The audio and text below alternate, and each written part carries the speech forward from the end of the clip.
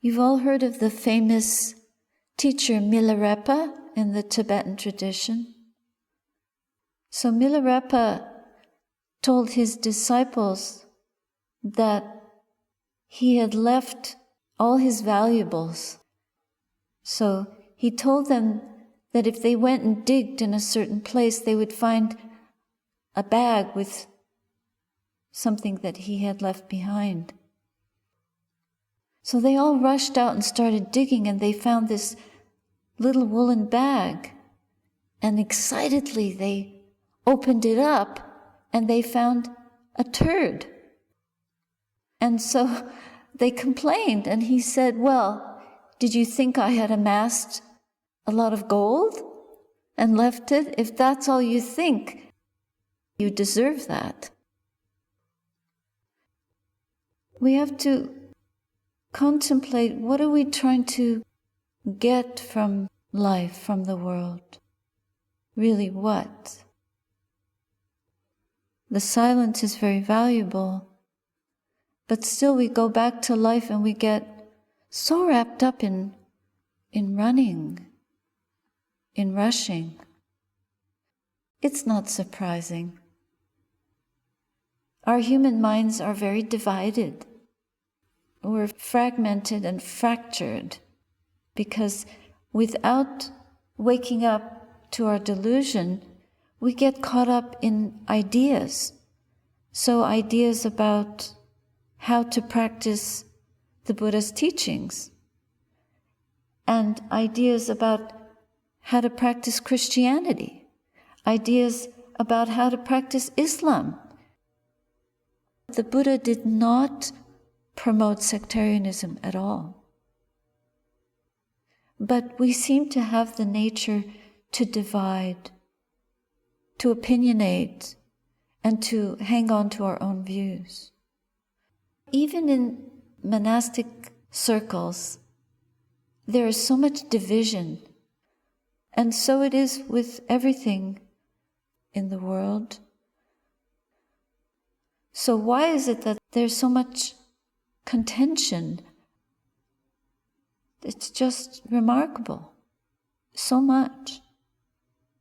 We can't hold things in the same way when deep within us we all work from different platforms, from different views. There are different ways of holding the teachings and different teachers, and there's so many differences. Because we follow greed, hatred, and delusion. We've done that from beginningless time. So we have to make peace with that.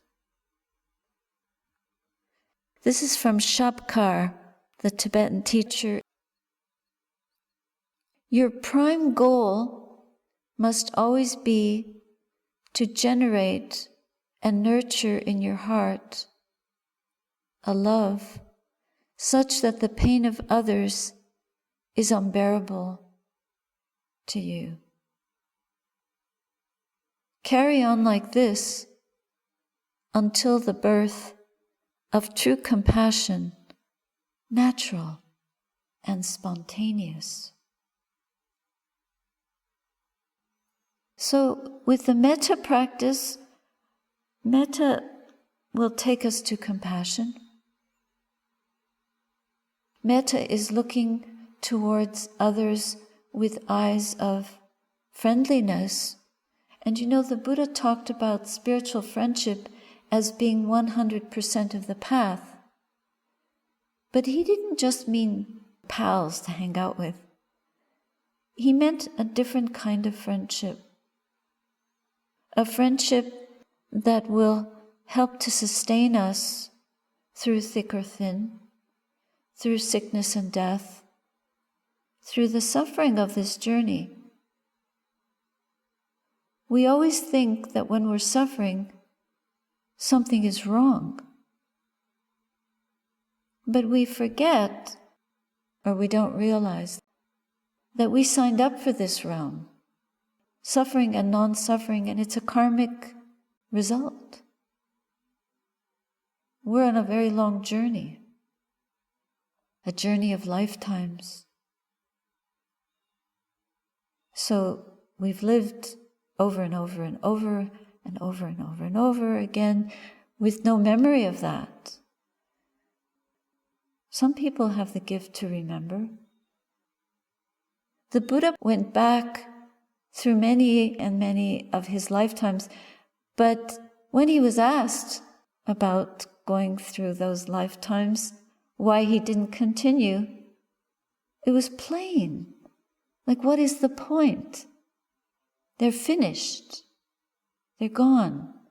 And whatever kamic or karmic load that we have to contend with is the result. So we don't go back examining.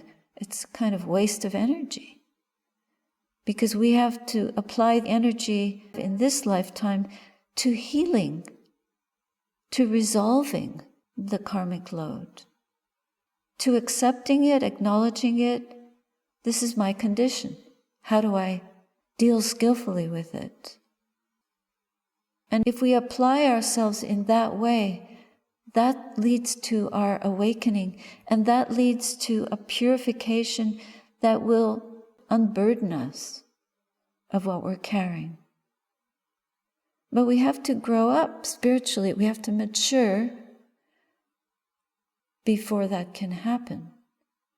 And if our minds get caught up in the hindrances, wanting more, greed, for sense pleasure, for all the gifts of the world, all the sight, sounds, smells, tastes, touch, sensations, all of that, if we're obsessed with those things, we just create more karma to come back into form realms, sense realms,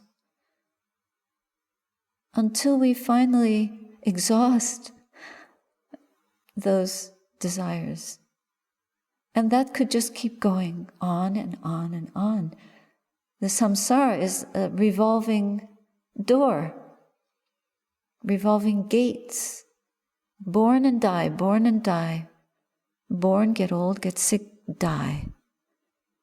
We've been brother, sister, mother, father to each other over and over again. We've been in the animal realm, we've been in many realms. But we're in a human realm.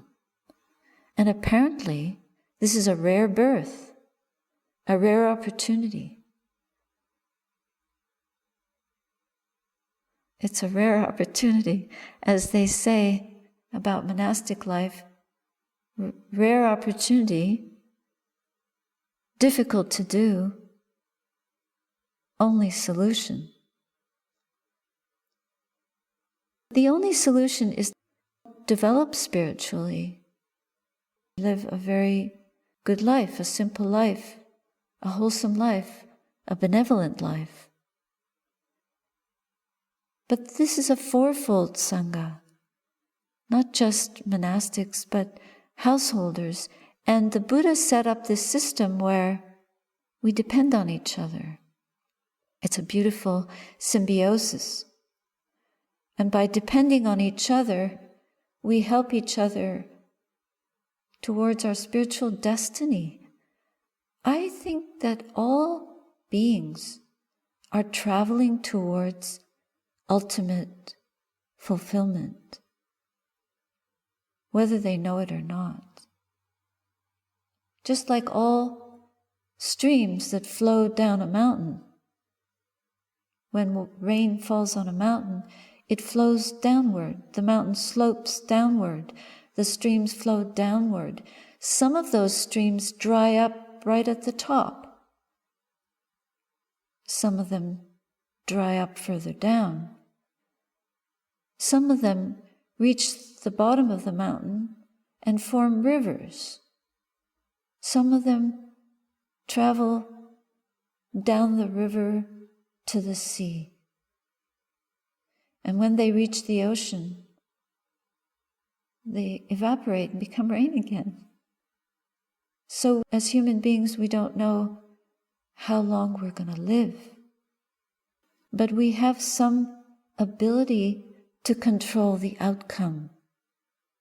If we can see through the limitations of following sensory desires, following the tides, the troughs, the highs and lows of thought, of ill will, the vortex of ill will, which is very demeaning and disabling for us.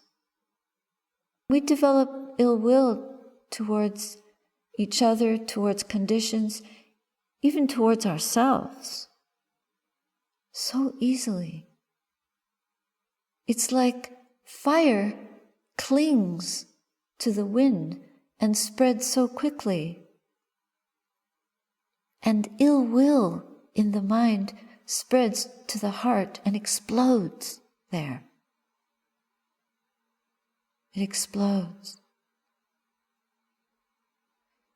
So we have to remind ourselves through our practice to help us develop the antidotes to greed and hatred, or greed and ill will, or the wanting of the mind and the negativity of the mind, so carefully so that it doesn't spread, so that it isn't contagious, not only to others, but within our own being, to the point where we become sick because of these energies. This is the power of the practice, to develop the antidotes. And one of the antidotes to ill will, perhaps the most powerful, is this practice of loving kindness, of friendliness. That's how we discover the treasure. That's our inheritance from the Buddha. The Buddha left us gold, the true gold.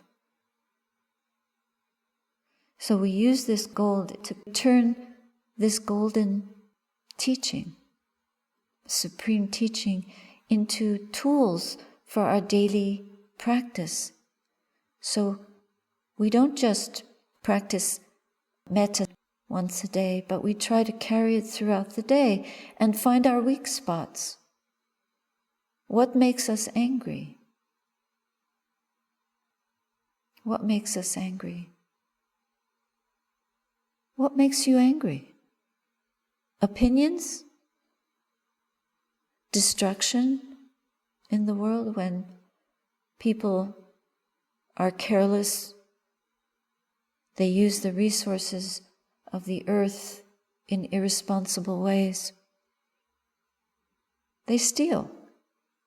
There's a lot of theft. There's not only theft of objects, there's theft of nature. We are, just by our presence on this planet, abusing its gifts.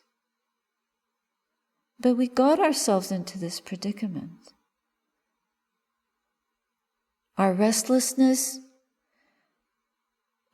mindfulness of breathing is the best agent to use against restlessness.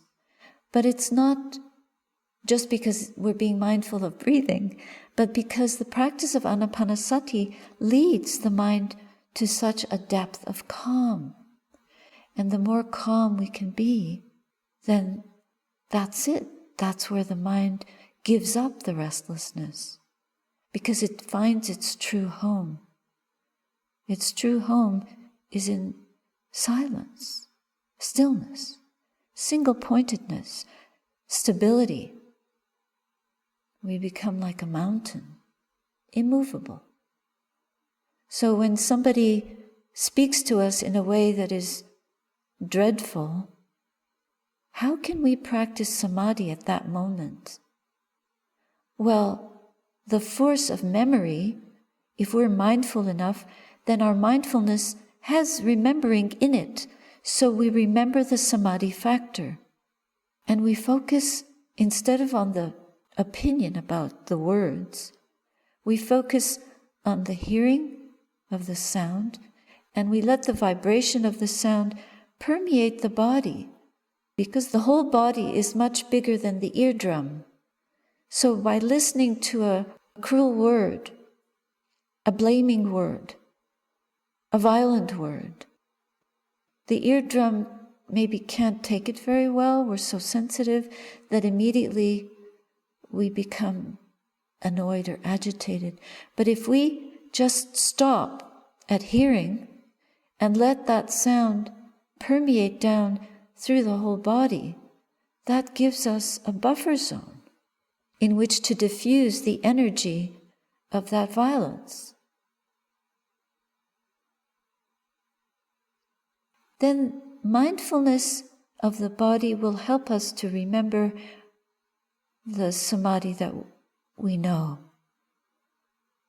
Even remembering it will give us extra stillness in facing that person.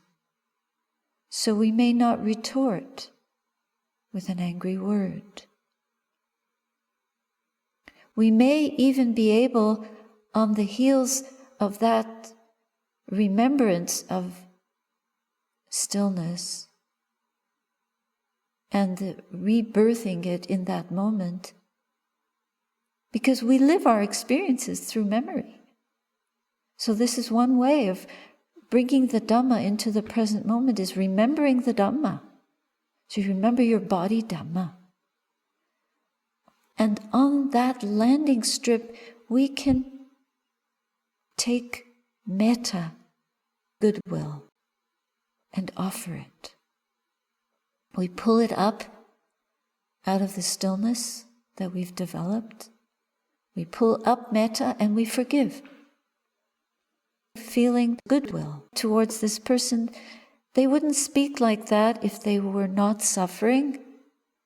This is someone who's obviously suffering deeply. So we can forgive their ignorance, their vile speech. Now, at that moment, metta becomes compassion. We've turned an enemy into a friend. We're not going to live together.